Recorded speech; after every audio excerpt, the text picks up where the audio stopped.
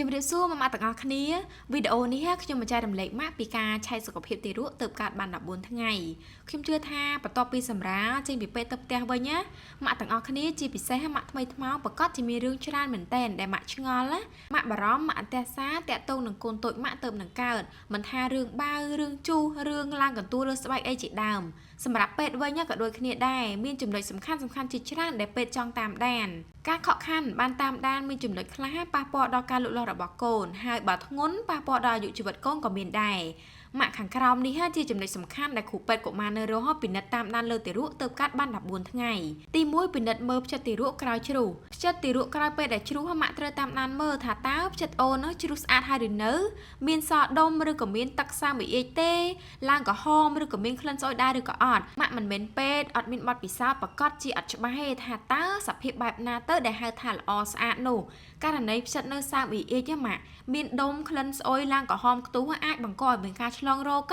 អាចឆ្លងចូលទៅក្នុងឈាមគ្រោះថ្នាក់ដល់កូនកាន់តែខ្លាំងអញ្ចឹងហើយទៅគ្រូពេទ្យកុមារយើងត្រូវតាមដានឲ្យច្បាស់ទី2តាមដានជាតិលឿងបញ្ហាលឿងលើទារកត្រូវតែប្រយ័ត្នបំផុតតែម្ដងព្រោះវាប៉ះពាល់ដល់ខួរក្បាលរបស់កូនក្រោយសម្រាប់បាន14ថ្ងៃឬក៏2សប្តាហ៍ហ្នឹងណាស្បែកលឿងលើទារកគឺអាចបាត់អស់នៅតិចឬក៏មិនទាន់អស់ករណីកូននៅមានលឿងម៉ាក់ត្រូវតែប្រញាប់នាំកូនមកពេទ្យកុមារដើម្បីពិនិត្យឲ្យបានច្បាស់តាមដានទាន់ពេលវេលាជៀសវាងមានបញ្ហាលើកូនទី3តាមដានការបើនិងគីឡូម៉ាក់ថ្មីថ្មោភ័យជាងគេពេលដែលកូនបើតិចពេកច្រើនពេកហើយមិនដឹងថាកូនមុំប្រមាណទៅហៅថាគ្រប់ឆ្អែតហើយគួរឲ្យកូនហ្នឹងមុំប្រមាណដងក្នុងមួយថ្ងៃម្ដងហ្នឹងប្រមាណលេខទៅល្អ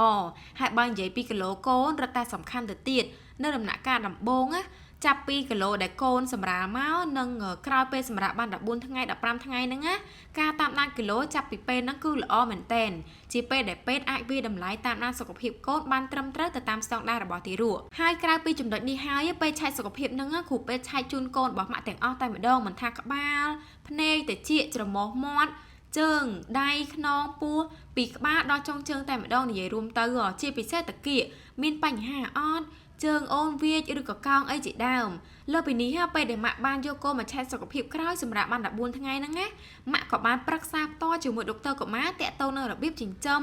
មើលថែកូនតូចគ្រប់ជ្រុងជ្រោយបានដឹងពីរបៀបម៉ាស្សាឲ្យកូនឆាប់រឹងកសាច់ដុំរឹងមាំត្រូវធ្វើអីនិងមិនត្រូវធ្វើអីទាំងនេះហើយដែលពេទ្យតែងតែណែនាំម៉ាក់ទាំងអស់គ្នានាំកូនតូចមកឆែកសុខភាពក្រោយសម្រាប់បាន14ថ្ងៃ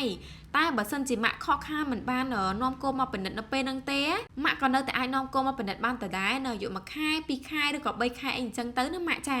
និយាយរួមទៅគឺកាន់តែឆាប់គឺកាន់តែល្អគ្រាន់តែថាបើម៉ាក់បាននាំអូនមកអាយុកន្លះខែហ្នឹងណាម៉ាក់អាចដឹងនៅរឿងសំខាន់ជាច្រើនពិសេសម៉ាក់កូនដំបងម៉ាក់សម្រាប់នៅរស់មានណាត់ដោយស្វ័យប្រវត្តិតែម្ដងតាក់ទងជាមួយនឹងការឆែកសុខភាពក្រោយសម្រាប់14ថ្ងៃហើយសម្រាប់ម៉ាក់ដែលសម្រាប់នៅពេទ្យខាងក្រៅ